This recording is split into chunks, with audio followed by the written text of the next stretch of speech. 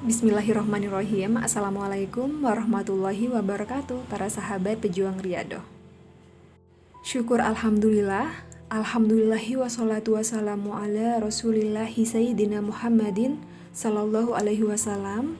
Allahumma sholli ala sayyidina Muhammad wa ala ali sayyidina Muhammad. Allahumma sholli ala sayyidina Muhammad wa ala ali sayyidina Muhammad. Apa kabar para sahabat pejuang Riyadhah? Sudah sampai mana nih Riyadhah hari ini? Tetap semangat ya. Semoga apapun yang menjadi hajat teman-teman di sini segera diijabah oleh Allah Subhanahu wa taala dalam waktu dekat dan tepat pastinya.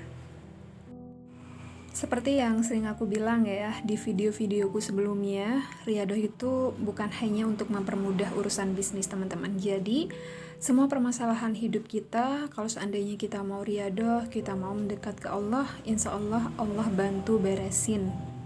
Nah, seperti testimoni dari KL, beliau bercerita, alhamdulillah dengan amalan Riyadhah, beliau ditarik dari circle pertemanan yang gak baik kayak gitu ya. Kelihatan simpel memang, tapi yang namanya pertemanan, orang-orang yang ada di sekitar kita itu juga berpengaruh loh sama kehidupan kita ke depannya.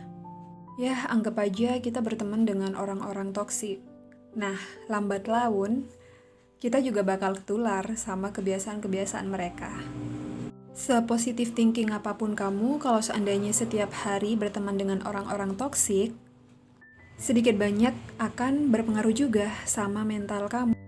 Dan kalau ini terjadi, ini juga bakal ngefek sih sama ibadah kamu. Misal kalau kamu ada masalah, entah itu dari teman, pacar mungkin ya, meskipun pacar nggak dibolehin sama agama kita, sama sahabat, sama orang-orang terdekat kita, itu bakal mempengaruhi mood kita saat beribadah.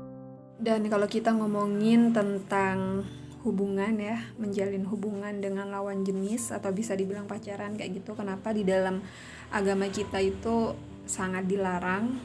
Ya mungkin salah satunya tujuannya itu biar kita bisa menjaga mood kita, menjaga pikiran kita, menjaga hati kita, biar nggak galau-galauan. Kan kebanyakan sekarang ya, kalau yang namanya pacaran rentan banget lah sama yang namanya galau-galauan. Terus kalau udah galau, kita males mau ngapa-ngapain. Salah satunya ibadah, sholatnya mulai bolong-bolong. Dan banyak lagi permasalahan-permasalahan yang disebabkan oleh yang namanya pacaran itu. Yaudah kita langsung aja bacain testimoni dari KL. Beliau juga ingin cerita pengalamannya tentang hubungannya atau circle pertemanannya yang alhamdulillah Allah bantu ya dipertemukan dengan orang-orang baik di sekitarnya kayak gitu. Yaudah kita langsung baca. Bismillahirrohmanirrohim. Halo semua sahabat Riyadhah, di sini aku mau berbagi cerita buat teman-teman semuanya. Alhamdulillah berkat Riyadhah ini banyak aja kemudahan dan keberkahan yang saya dapatkan walaupun belum sampai 40 hari. Saya jalanin Riyadhah ini masih sekitar 2 mingguan lebih. Mulai aja saya ceritanya ya. Awal mulainya saya Riyadhah ini karena saya pernah galau segalau-galaunya tentang jodoh. Saya pernah punya pacar walaupun saya tahu pacaran itu dosa, tetap aja saya jalanin hubungan itu. Singkat cerita, kami punya hubungan udah hampir 2 tahunan. Nah, di sini udah ada niat untuk nikah dalam waktu dekat ini. Kalau udah niat baik, ada aja ujiannya. Di sini saya berdoa sama Allah, kalau laki-laki ini baik untuk kehidupan dunia akhirat saya, mohon dilancarkan dan dimudahkan semuanya. Kalau dia tidak baik untuk saya, mohon tunjukkan. Seiring berjalannya waktu, feeling saya sudah nggak enak tentang laki-laki ini. Dia sudah banyak yang berubah, setiap dihubungi selalu katanya sibuk, dan lain-lain. Saya masih sabar menunggu kabarnya sampai 3 hari nggak ada kabar. Dan saya semakin curiga. Di situ saya ambil keputusan bagaimana selanjutnya dengan dia, dan ternyata dia akhirnya memutuskan hubungan tanpa alasan yang jelas. Saya masih bertanya-tanya dalam hati, ada apa sebenarnya? Dan selang beberapa hari kita break, Saya yang sudah bertahun-tahun gak main Facebook, hati saya kok malah kepingin banget gitu buka Facebook. Terus saya buka Facebooknya, nah di situ mulailah saya semakin tahu apa penyebabnya. Ternyata dia sudah dekat dengan perempuan lain.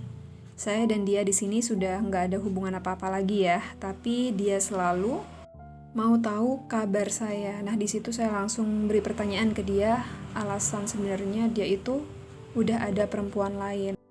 Oh, ini ceritanya si mantannya KL ini sudah putus, terus berhubungan dengan cewek lain kayak gitu, tapi tetap aja mencari-cari tahu tentang kabar KL ya, mungkin seperti itu.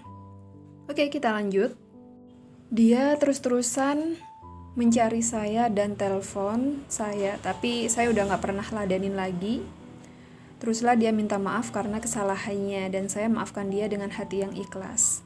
Saya cuman manusia biasa di sini, saya merasa kesepian, gelisah, semua udah jadi satu.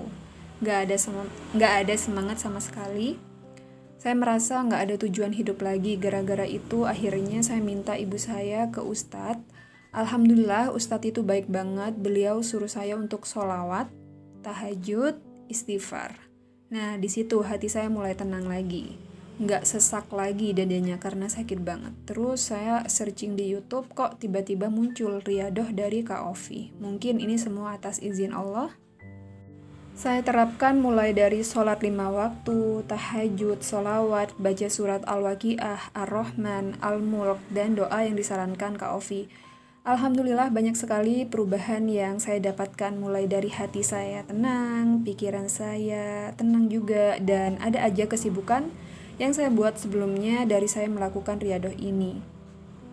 Saya terlalu fokus dengan dunia saya sendiri dan saya berdoa semoga Allah temukan saya dengan orang-orang yang baik, memiliki wawasan luas, baik agama dan budi pekertinya. Di sini saya punya banyak teman baru yang bisa menghibur saya. Banyak pengalaman saya dapatkan dari mereka. Satu teman baru saya, waktu itu saya pergi ke airport, jemput bapak. Saya terus di situ, saya sambil menunggu masuk sholat zuhur. Saya pergi ke musola dan gak ada kepikiran apa-apa waktu itu. Ada satu lelaki yang juga mau sholat di musola itu, terus dia ngajakin sholat bareng dan saya iakan. Setelah sholat, keluar dari musola dan saya juga nggak pengen tahu tentang orang itu. Singkat cerita, berjalannya waktu, kami dipertemukan kembali. Terus dia sapa saya duluan dan mulailah kami bicara. Ternyata dia ini seorang intelijen muda TNI AU yang punya banyak pengalaman ke luar negeri dan kita berteman sampai sekarang. Di sini saya bersyukur banget karena dikelilingi orang-orang yang baik ya. Berkat riyadoh ini mungkin saja tentang ini melalui riyadoh ini juga rezeki saya selalu ada. Entah dari mana datangnya, saya bisa membeli sesuatu yang saya anggap itu terlalu mahal. Akhirnya kebeli.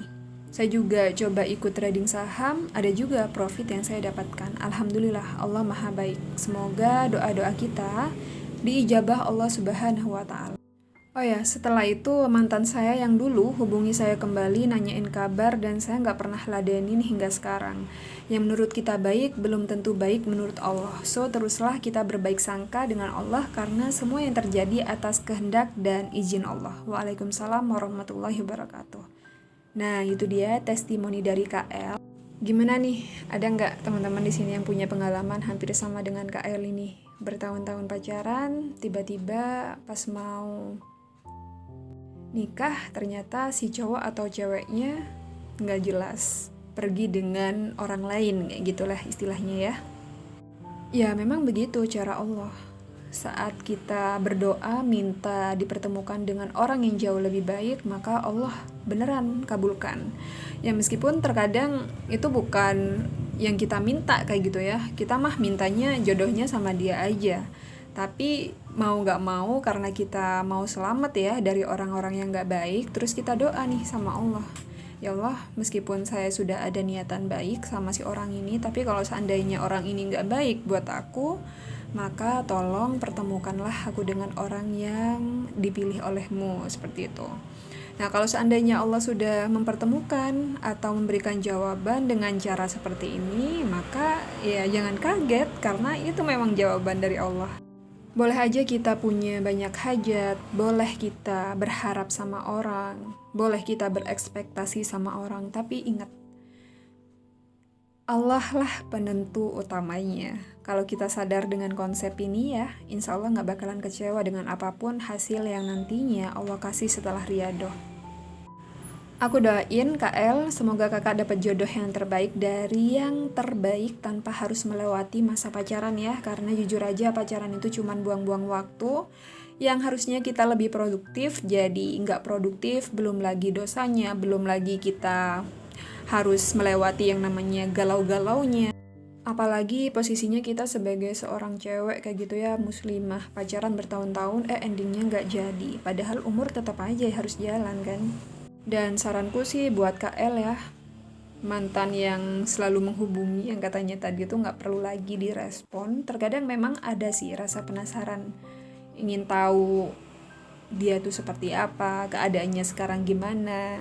Tapi jangan, itu hanya was-was setan, karena satu kali diberikan harapan lagi akan terus berulang seperti itu. Tetap fokus saja sama aktivitas kakak saat ini, teruslah produktif. Kalau perlu ya, blok semua sosmed, WA yang berhubungan sama dia. Memang gak mudah sih saat kakak kepengen kepo, ingin tahu keadaan dia, segeralah berwudu dan baca Al-Quran. Kalaupun dia benar-benar baik buat kakak, Allah punya cara sendiri untuk mendekatkan dia lagi dengan cara yang terbaiknya. Gantungkan semua harapan ke Allah aja, insya Allah Allah pilihkan jodoh terbaiknya. Bismillah. Itu aja podcast kali ini, semoga ada sisi positif yang bisa kalian ambil. Tetap istiqomah, riyadhahnya. Kita jumpa lagi di podcast selanjutnya. Wassalamualaikum warahmatullahi wabarakatuh. Bye.